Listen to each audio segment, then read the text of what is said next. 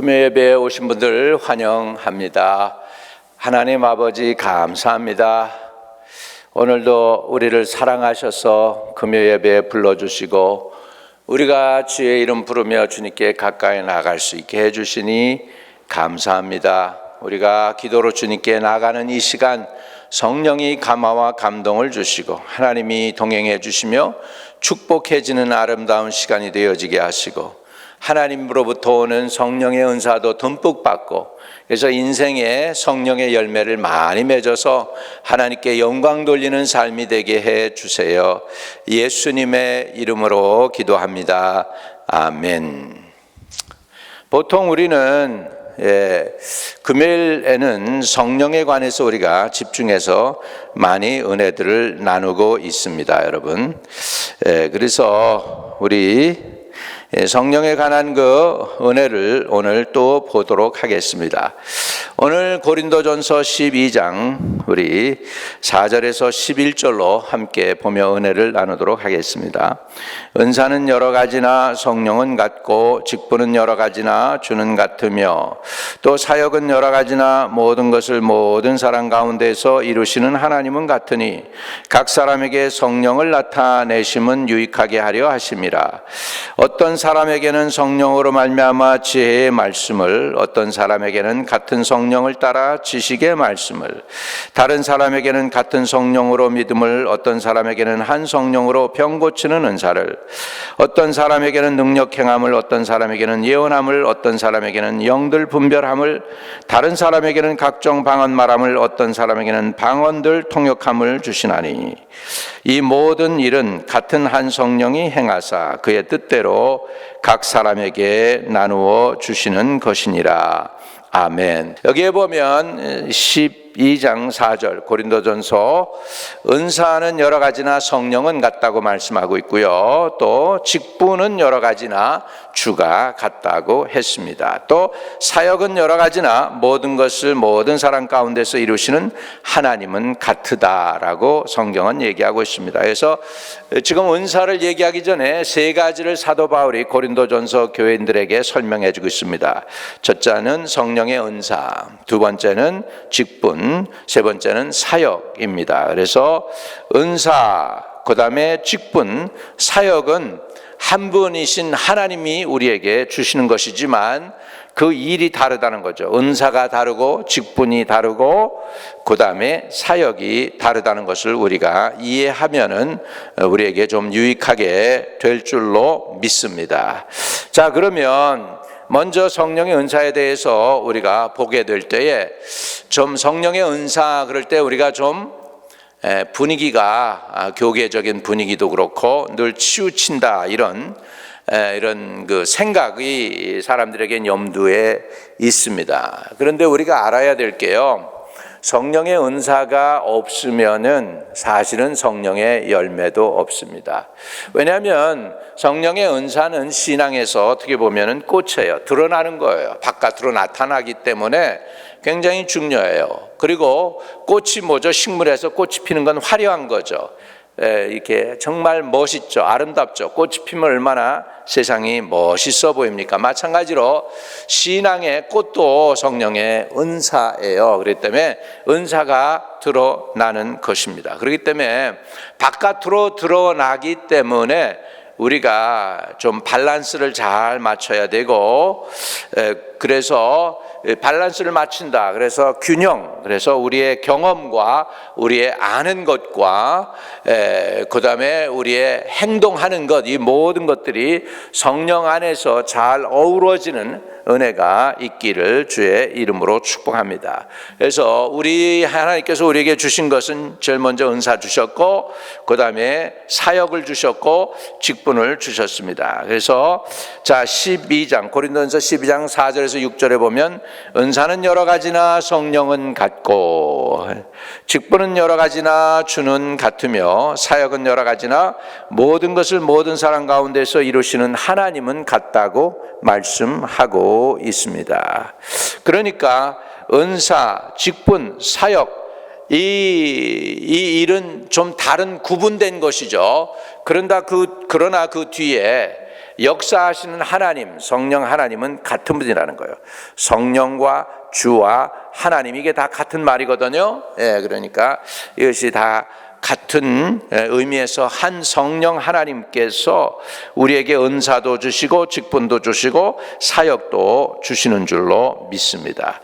여러분, 하나님이 우리 성도들에게, 사역자들에게 자기의 그 사명을 맡기고 책임을 주어줄 때에는 감당할 수 있도록 은사를 부어주시고 그 사람에게 책임을 맡겨주는 것입니다. 그래서 하나님께서 하나님 나라를 위하여 사람을 부르시면 먼저 하나님께서 부른 사람에게 능력을 주십니다. 일을 감당하라고 능력을 주십니다. 아무리 일을 맡겨도 감당하지 못하면 무슨 소용이 있어요. 그러니까 일을 맡길 때는 감당할 수 있는 능력도 부어 주셔야 되죠. 그 능력, 일을 감당할 수 있도록 할 수 있게 하는 것, 그것이 은사입니다.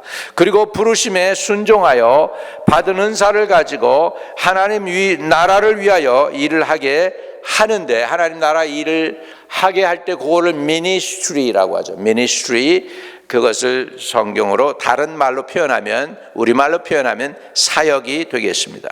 또 그와 같은 일을 할 수 있도록 허락하시고 그 사람에게 권위를 부여합니다. 권위, 그러니까 책임을 부여해 주죠. 책임과 함께 권세도 주는 거죠. 그래서 권위죠. 이것이 바로 뭐냐면 직분이 되겠습니다. 목사는 목사로서의 직분을 감당할 수 있어야 되겠고, 집사님이면 집사님, 장로님이면 장로님, 권사님이면 권사님, 직분을 주셔서 이렇게 일을 감당하도록 하나님께서 불러주신다는 사실입니다. 자, 그래서 하나님 나라를 위하여 우리가 일할 때에 이와 같이 삼위일체 하나님께서 함께 동력할 수 있게 하는 것입니다. 그러면 성령의 은사에 대해서 이렇게 좀 자세히 설명을 해보자면, 도대체 박 목사님, 성령의 은사가 그러면 뭡니까? 아주 그냥 쉬운 말로 좀 설명 좀 해주세요. 그러면요, 저는 뭐 성경적으로 우리가 설명을 해드릴 수밖에 없어요. 성경은 이렇게 표현하고 있습니다. 고린도전서 12장 7절에 각 사람에게 성령을 나타내심은, 이렇게 표현하고 있어요. 그러면 성령의 은사가 도대체 뭐냐 할 때, 성령의 은사는 결국은 각 사람에게 성령의 은사가 나타나는 거. 그러니까 하나님이 보이지 아니하시는 인격체이신, 천지를 지으신 그 하나님이 우리 안에 내주하시게 됩니다. 성령이 내주하셨는데 사람도 잘 모르죠. 바깥의 사람은 더 모르고, 심지어 성령이 내주하신 그 사람도 정말 내가 성령이 내 안에 계신가 안 계신가 이렇게 좀 의심할 때도 있을 정도로 그럴 때가 있습니다. 그렇지만 분명한 것은 내 안에 내주하시는 성령이 드러나세요. 보이시지 않는 하나님이 보이는 일을 행하세요. 보이시지는 않으시는데 이 보이는 일을 하실 때 그것을 은사라고 하는 것이죠. 그래서 성령을 나타내신다, 안에 내주하시는, 보이지 않는 하나님이 드러났다, 한 사람을 통하여 그 안에 내주하신 그 성령의 모습이, 인품이, 역사가 나타날 때 그것을 은사라고 합니다.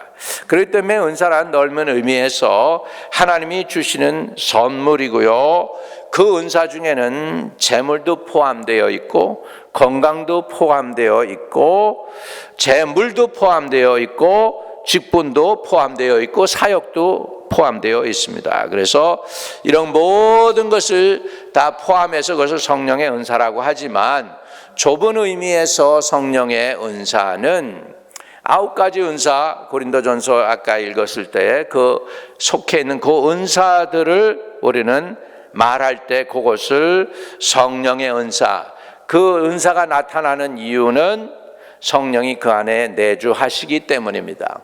내주하시는, 보이지 아니하시는 하나님이 자기의 살아계심을 드러내기 위해서 나타내시는 그것이 은사다, 이렇게 표현되어지면 합당할 것 같습니다.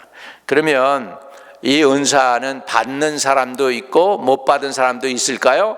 예수 믿으면 다 받을까요? 아니에요. 구해서 받아야 됩니다.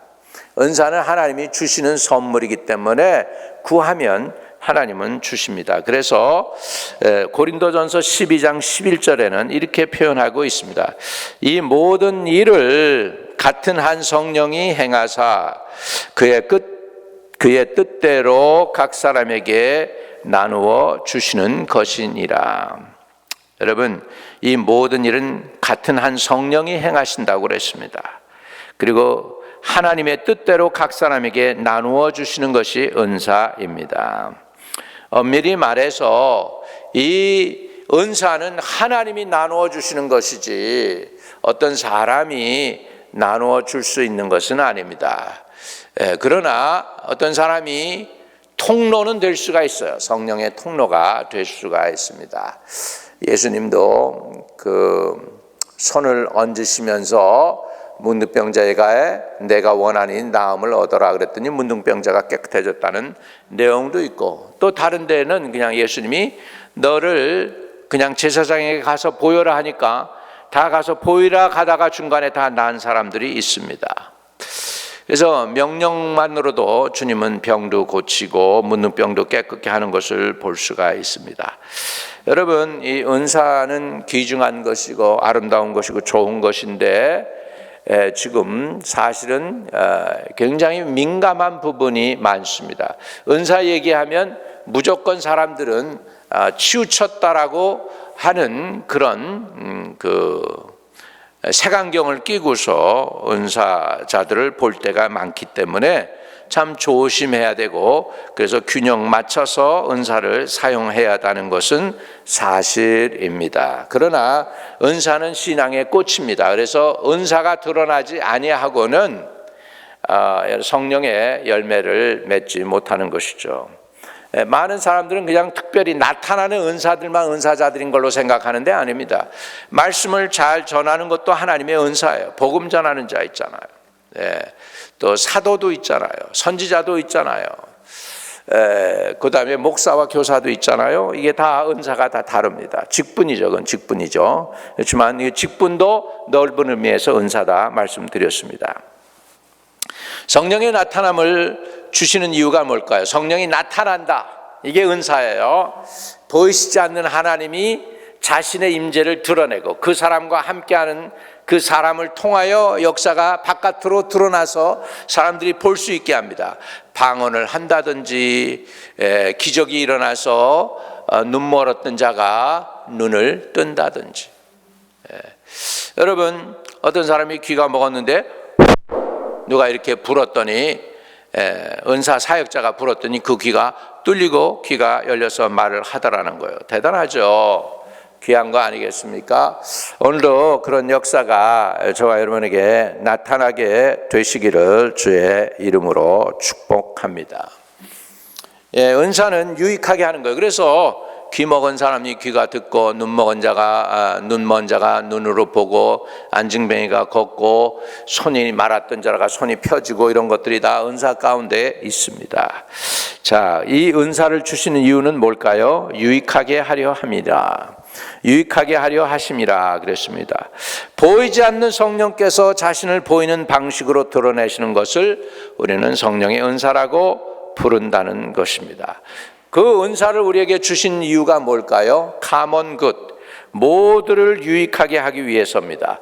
또 은사를 주신 그분은 그 은사자를 통하여 다른 사람들을 유익하게 하고 또 은사 받은 사람을 유익하게 하는 것입니다. 그래서 두 가지의 의미에서 유익이 있습니다.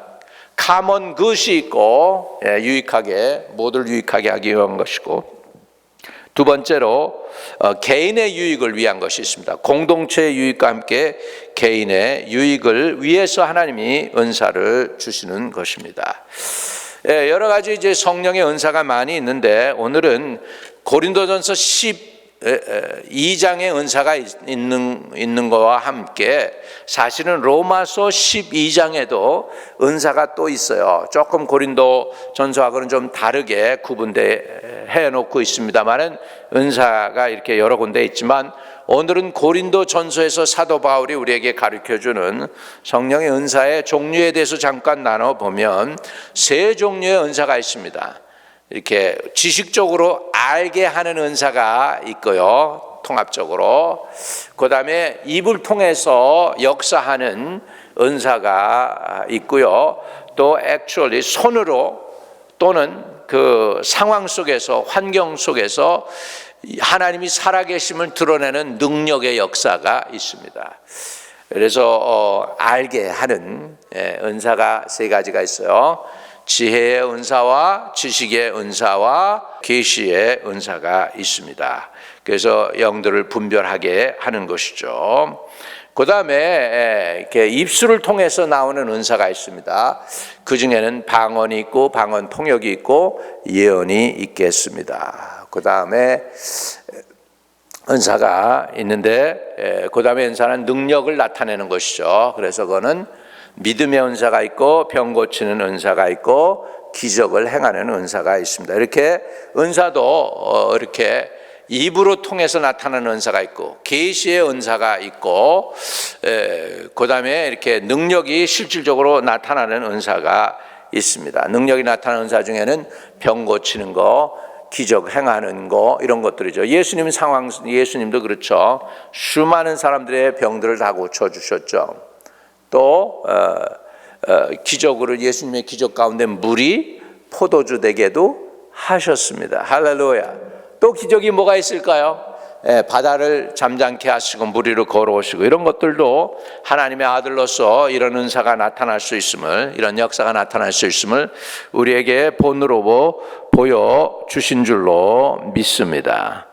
자, 그래서 이 은사가 이제 우리가 12가지가 있는데 그것에 대해서 우리가 로마서에도 있는 거 합치고 그러면 12개에서 24개 이 정도 됩니다. 그런데 고린도전서 12장에 있는 말씀으로 보면 9가지 은사가 있습니다. 이런 것들을 지난번에 제가 좀 커버했기 때문에 쑥쑥 지나가고요. 그러면 이런 은사를 우리가 어떻게 사용할 것인가 하는 문제입니다. 여러분, 고린도전서 12장을 마치고요, 내가 더 좋은 것을 너에게 보여주리라 그러고 은사장 다음에 뭐가 나옵니까? 사랑장이 나오죠. 고린도전서 13장이 나옵니다. 이거는 은사하고 연결된 내용이에요. 그래서 진짜 은사가 이렇게 많이 나타난다 할지라도 더 중요한 건 뭐예요? 사랑이 없으면 아무것도 아니라는 거죠. 천사의 말을 하고 방언을 10,000마디씩 하고 해도 사랑이 없으면 아무것도 아니다 하면서 사랑을 하라고 사랑장이 나오고 14장, 고린도전서 14장으로 가면 또다시 은사 내용이 나와요. 그러니까 12장, 13장, 14장이 따로따로가 아니고 연결된 장이에요. 그렇다면 14장이 사랑을 따라 구하라 이렇게 고린도전서 14장 1절에 나오거든요. 그러면 은사를 어떻게 사용해야 하는가에 대한 설명이에요, 이게. 그러면 어떻게 사용해야 될까?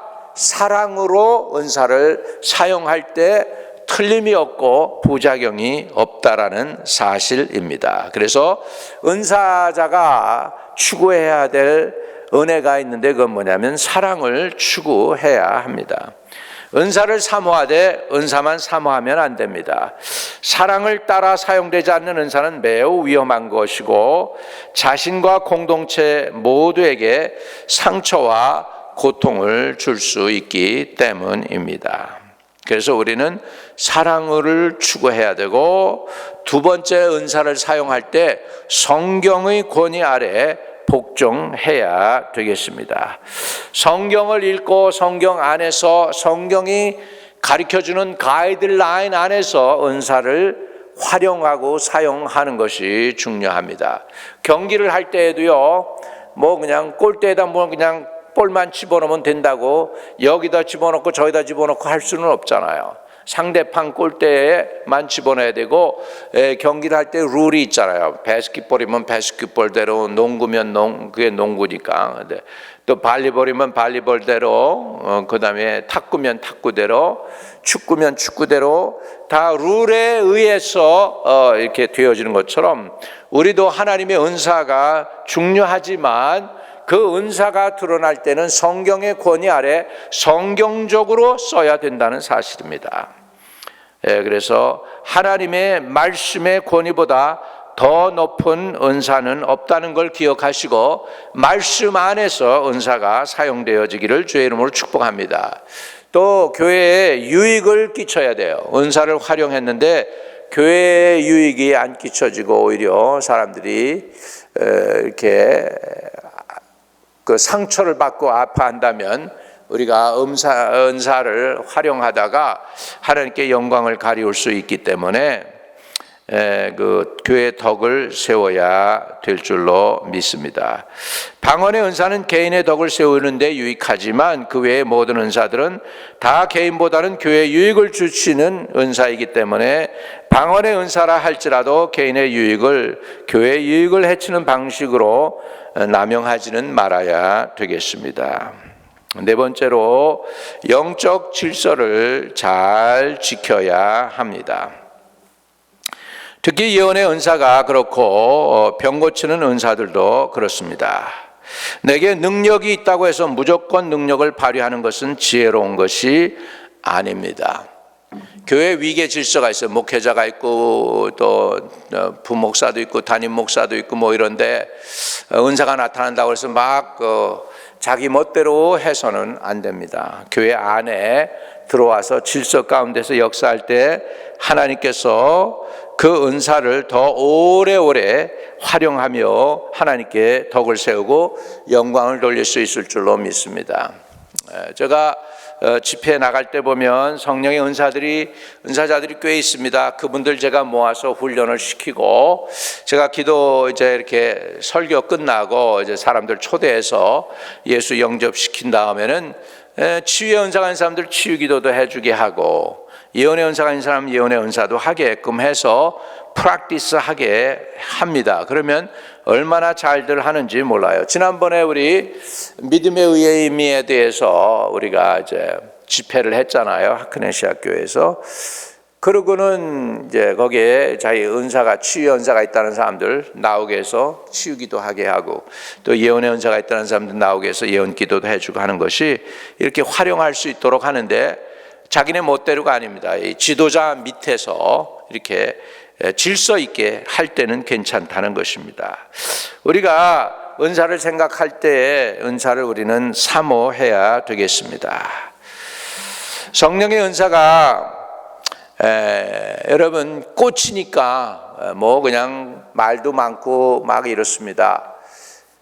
때로는 대부분 사람들이 좀 신비하잖아요. 이렇게 기적이 나타나고 아니 아픈 사람 귀에다 갖다 대고 이렇게 불었는데 그 사람이 나아가지고 눈물을 흘리면서 간증하잖아요. 얼마나 아름다워요.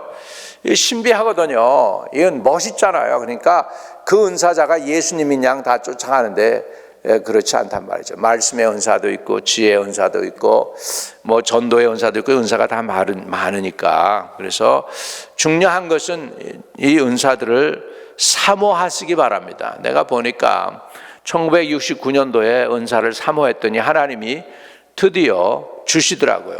나 같은 죄인에게도 그때 뭐 제가 13살밖에 안 됐던 애인데 티네이저였는데 그때 은사를 사모하고 하나님을 사랑한다고 고백하니까 하나님이 그런 은사를 주셨습니다. 그래서 우리가 은사를 사모해야 돼요. 난 그딴 거 안 받을 거야. 이것도 잘못된 생각이에요. 이것도 하나님이 기뻐하지 않는 것인 줄로 압니다. 그래서 성령의 은사가 위험할지라도 그것을 사모하여 구할 때 하나님이 주십니다. 어떤 사람은 사랑만 충분하다고 하지만 그러나 사랑을 추구한다고 은사를 사모하지 않아도 된다는 생각을 한다면 그것은 왜곡된 가르침이 될 수가 있습니다. 여러분, 사랑은 그릇입니다. 그 그릇에다가 은사가 없는 사랑은 능력이 없는 거고요. 무기력한 거예요. 그러나 사랑이 없는 은사는 또한 위험하기 때문에 이렇게 사랑 플러스 은사가 나타나면 참 성경적이 되는 것입니다. 성경에서도 은사를 사모하라고 말씀하고 있고, 우리가 성령의 은사를 사모해야 될 이유는 그리스도를 세상에 증거할 예수 그리스도의 증인들이기 때문인데, 예수 그리스도를 증거하는 증인들이 하나님은 사랑이시라고 그랬는데 사랑이 없이 예수를 증거한다면 되겠습니까? 하나님의 영광을 가리우지 않겠어요? 그러니까 성령의 은사가 나타나면 나타날수록 하나님으로부터 받는 사랑도 커지고 깊어져야만 될 줄로 믿습니다. 또 은사를 구할 때 우리에게 필요한 것은 우리가 한 교회, 한 몸, 한 지체라는 그런 의미를 우리가 알아야 되겠습니다. 그런데 은사를 받았는데 어떤 은사는 내가 좀 좋아하는 거고, 어떤 은사는 내가 좀 별로인 것 같고, 저 사람이 지금 은사하니까 참 보기 좋아 보이고, 내 은사는 왜 이런 은사인가, 뭐 이렇게 비교할 수가 있는데 아닙니다. 여러분, 입이 코하고 비교하면서 나는 왜 이렇게 아래 달린 거야? 코 아래, 코 위에 있었으면 좋겠는데, 이렇게 할 수 있습니까? 그렇게 못 하잖아요. 만약에 코가 밑으로 내려오고 입이 그 위로 올라갔다면 얼마나 못생겼겠습니까? 몬스터죠. 그리고 눈이 나는 왜 여기 위에 있는 거야? 내가 머리 위에 있으면, 이마에 있으면 어때? 그래가지고 만약에 눈이 이마에 달려서 봐요. 얼마나 보기 흉하겠습니까? 그러니까 은사는 우리 한 몸을 이룬 가운데에서 지체가 돼야 됩니다. 연합적인 거예요. 통합적인 것입니다. 그리고 은사를 구할 때는 겸손함으로 구해야 되겠습니다. 성령의 놀라운 은사가 나타나 경험되어지면 사람이 우쭐해지고 교만해질 수 있습니다. 나는 이 은사가 있는데 너는 없어, 이렇게 얘기할 수 있어요. 그렇기 때문에 조심해야 돼요. 그렇게 안 되려면 우리가 온유하고 겸손해야 될 줄로 믿습니다. 우리가 온유하고 겸손하면 하나님이 때가 되면 높이신다고 그랬어요. 교만은 멸망의 앞잡이다. 그렇기 때문에 우리가 교만하면 패망한다고 그랬으니까 겸손하여 하나님의 얼굴을 구하시기를 바랍니다. 사랑하는 주님, 성령의 은사들이 우리 삶 속에 풍성히 나타나므로 세상 속에서 사는 우리들로 하여금 우리 주 예수 그리스도를 더욱 담대히 증거하는 증인의 삶을 살아갈 수 있게 해 주시옵소서.